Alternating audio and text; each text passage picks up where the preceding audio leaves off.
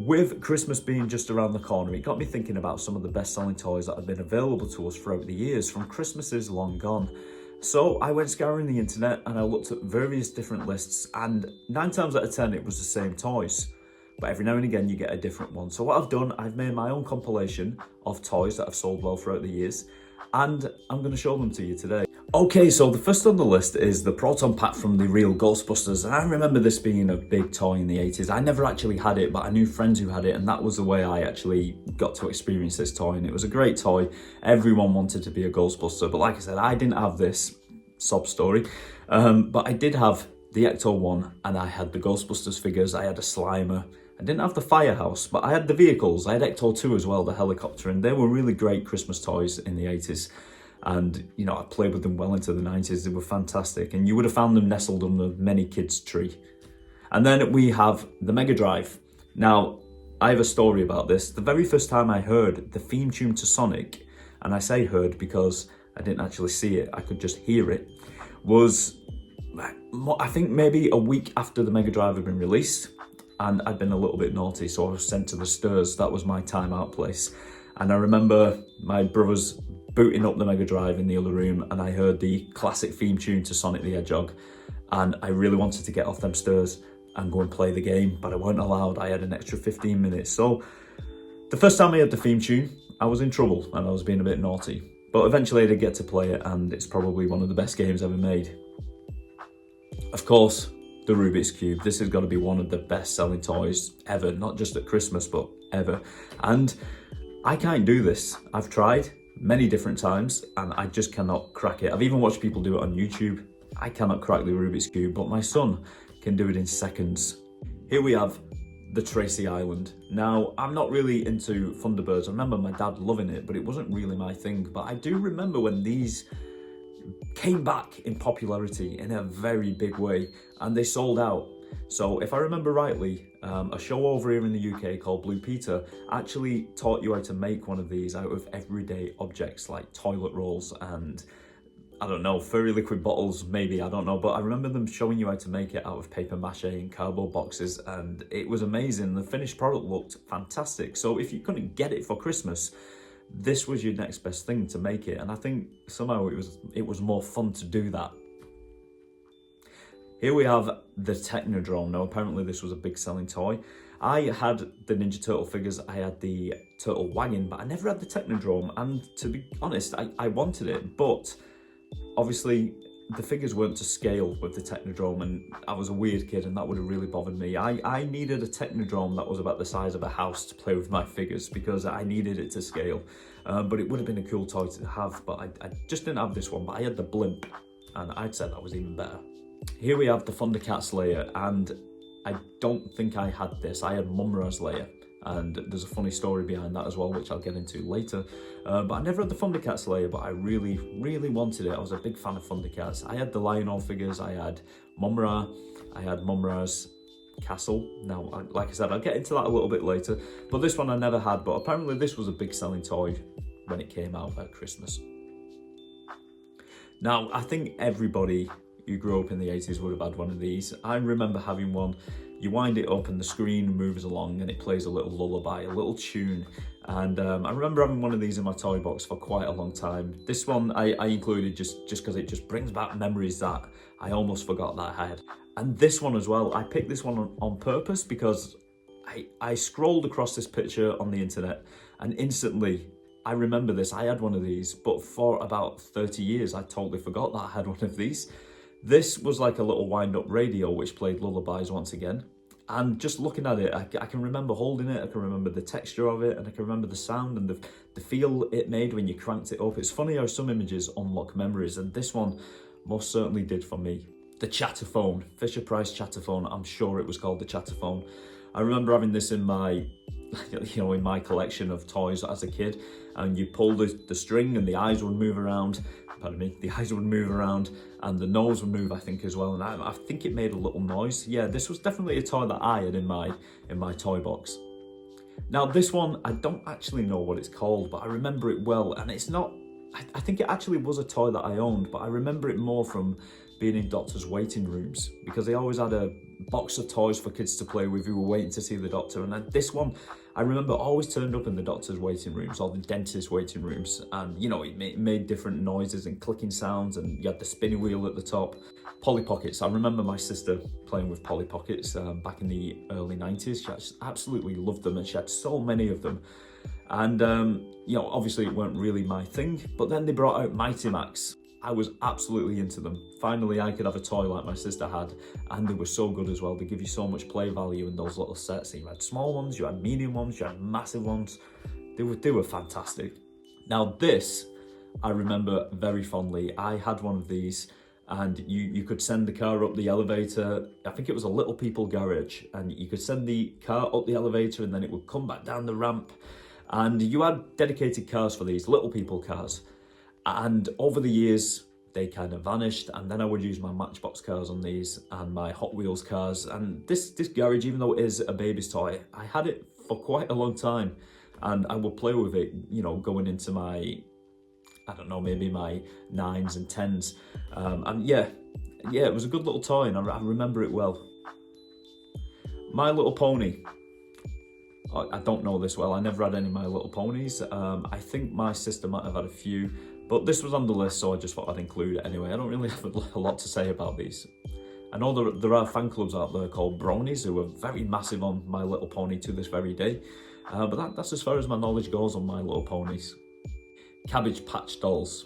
My sister never had any of these. I never had any of these. I knew of them, you know, through seeing them in the shops, and I actually worked in a toy shop when I finished school, and we sold them at that time as well. And I always remember thinking they look freaky. It's not like a doll that you would think a girl would want to play with, but yeah, I always thought they looked freaky. But you know, these were a massive selling toy back in the 80s, and I believe they still are to this very day.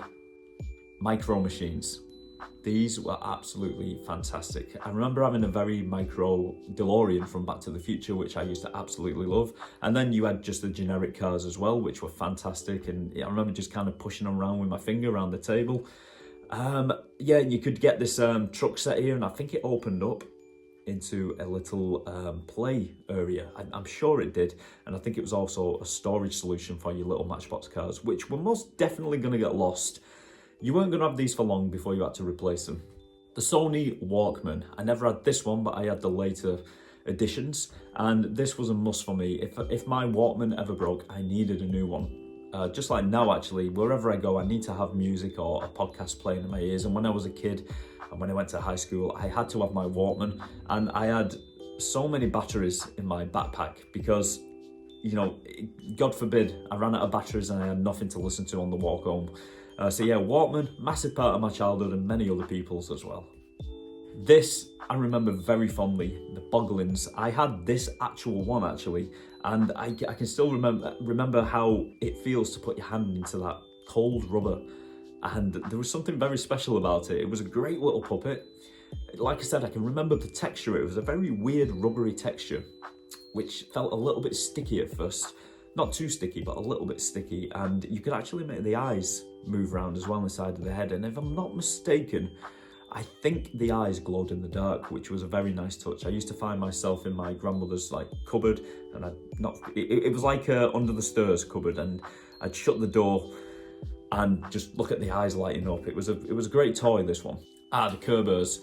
I actually had a Care Bear. I had Sunshine Bear, I think, maybe, which was bought for me when I was young. I had quite a collection of soft toys, which didn't really interest me as a kid, but I had them nonetheless, and they were there, and I do remember having one of these. Etch-a-Sketch, another best-selling toy at around Christmas, and I must admit, I hate these. I cannot use them, and that's the only reason I hate them, because I'm rubbish at them. I cannot draw anything on these. I turn the knob and the line goes the opposite way to when I want it to go. I turn the knob the other way, it goes up instead of side. I can't be doing with these. I can't stand them, but I've seen some people do some amazing things on them, and I can understand why they are popular, because it is a genius idea, but I can't do them. Mr. Frosty. Now, I never had a Mr. Frosty, but I always wanted one. You saw them on the adverts, and they made these amazing looking snow cones, and I thought, I want one of those. I want to make an amazing looking snow cone with the nice flavouring in it. but I never got one. So when I had children, I bought my own kids a Mr. Frosty, and in my opinion, they are the worst thing you could ever buy. They are so hard to use. My kids couldn't use it. My kids couldn't make these snow cones. I had to crank up the windy thing at the back to kind of chip away at the ice. It's hard. In my experience anyway, maybe I was doing it wrong, but it was so hard to actually get some flavoured ice out of this thing. It was difficult, and I don't know how kids do it. It is most definitely something that parents need to help with. Like I said, unless I was doing it wrong and I read the instructions wrong. Teddy Ruxpin. Now, I remember this from the 80s. I remember it being on the TV, and you put a tape cassette in his back and he would read the child a story. I worked in a toy shop, like I mentioned before, in the late 90s, maybe 99, and I remember finding one of these in the storeroom, which they'd just forgotten about. I found it tucked away underneath a load of other toys, and I wish I would have offered them some money for it now, because it's quite a collector's item, and I'm not even sure they knew what they had. But this, yeah, I remember it fondly, but I never actually had one. But I think I was past that age when this came out, where, I was more interested in the storybooks where you put a tape in your cassette player and you read along with the book. But I remember it fondly. Now, this robot, I can't remember what it's called, but I'm pretty sure I had one of these at some point, because I'm looking at it and I remember certain things about it. It lit up, I remember its eyes lit up, and it moved along, and I'm sure it fired missiles. But I'm not 100% sure. There were a lot of robots like this around at the time that were very generic, and I think they made a lot of copycat versions of this, that you could get cheap in a shop, in a cheap toy shop. But yeah, I'm pretty sure I had one of these. I remember it quite fondly. Super Soaker. Now, these are apparently a big seller at Christmas. I never actually had a Super Soaker. I had some of the knockoff versions that came out afterwards, but I never actually had one of these. I was more of a water bomb kind of guy. I love getting the water balloons and throwing those. I wasn't really a massive fan of the water pistols. But yeah, I remember Super Soaker being really cool. The TV adverts that came out, you used to have kids wearing backpacks full of water that they could squirt. It was fantastic, and I must admit I did want the backpack version, but I never got it. But yeah, Super Soaker, pretty cool product, and I like the word Super Soaker. That's such a cool name. Probably my favourite, the Teenage Mutant Ninja Turtles. These figures were my childhood. I remember when these came out at Christmas, they were in very high demand, and you couldn't even get the item couldn't even get to the shelf. Now, I remember getting Leonardo, Michelangelo and Donatello, and I needed Raphael. And I remember going into Woolworths on Christmas Eve with my uncle to look for Raphael, and the pegs were empty, but they just laid the boxes out on the floor so you could look for them. They didn't even bother to put them on the shelf. So we were going through the boxes and I found a Raphael, and to this day, I must be going back to it would have been the late 80s. To this day, it is one of my fondest memories, and it's something that I have never forgotten. The feeling when I pulled out that Raphael figure, who was, by the way, my favourite Ninja Turtle, the feeling of pulling it out of that box and knowing that I had it for Christmas Day was unbelievable. The Trolls. Now, these I did have a few of in my childhood. They come in various sizes. I used to like the very small ones. And apparently, I think the thing with these was if you rubbed the hair, they granted you a wish. I think there was something like that. And I believe they brought others out, with little jewels on them and clothing and things like that. Yeah, I remember these being very big in my childhood. And I believe they actually may have come out in the 60s or 70s as well. I always thought that they were an 80s item, but apparently not. But yeah, these were very, very big at one time. I do remember that quite prominently. Transformers. This was a line that I never really was into in the 80s, and I kind of feel like I missed out a little bit. Now, I did have some Transformers toys. I remember I had a wolf that turned into another wolf. It was a weird toy. I think it was like a Beast Machines version of Transformers. So it was a wolf that looked like a dog, and then you could turn it into a robot wolf. But I never actually had an Optimus Prime or a Bumblebee. It was only later on when I had kids I started buying them. Well, my son, I bought him Transformers figures to kind of probably make up for when I missed out on them the first time. But yeah, they were a great toy of the 80s. They were really well made when you consider what they could do. Really well made. I believe GoBots came out first, and these kind of copied GoBots. But yeah, if I could go back in time, I would tell my younger self to, get a few Transformers. I think you'll like them. HeMan. Now, this was one of my favourite figures. I had HeMan. I had multiple other figures as well. I had Skeletor, Man-at-Arms. I had all those figures. But this was my ultimate favourite one, and I could sit him on top of Battlecat as well. This was such a fun toy, such an imagination that went into these figures was amazing. And you got a little comic book as well at the back of the figure, which made it even better. I was a massive fan of comic books, and I was a massive fan of HeMan, so it was like a double whammy getting a figure and a comic book at the same time. This range of figures was incredible, and it lived on for many, many years. I always wanted Castle Grayskull, but I never got it because my mother bought me Mumra's Castle, and this is what I was talking about earlier. She thought Mumra's Castle was Castle Grayskull, and I got the wrong castle. I was still happy with it. I like Thundercats. The Tamagotchis, these I believe in the 90s, and they were great fun. You got a pet on the screen. I think you could choose what pet you was going to pick, and you had to feed it. You had to clean up its mess. You had to put it to bed. You had to constantly check on it to make sure it was okay, so you could feed it more, water it, keep it alive, basically. Like if a kid wanted an actual dog or an actual cat, I think the parents would say, here's a Tamagotchi. If you can keep this animal alive, then maybe we'll think about getting you a dog or a cat. But first of all, you have to keep your Tamagotchi alive. The Talkboy from Home Alone 2. This was massive. This film was massive. After the first film, Home Alone 2 came out, it became like a massive Christmas film.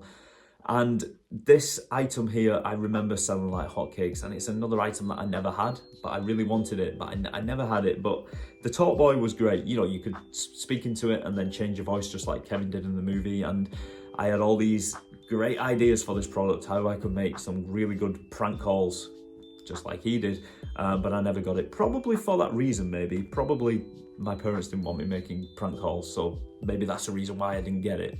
Now, I mentioned the Mega Drive before, but I think this has got to be my most favourite console ever. The NES, the Nintendo Entertainment System, was absolutely fantastic. This is where I was first introduced to Mario, like everyone.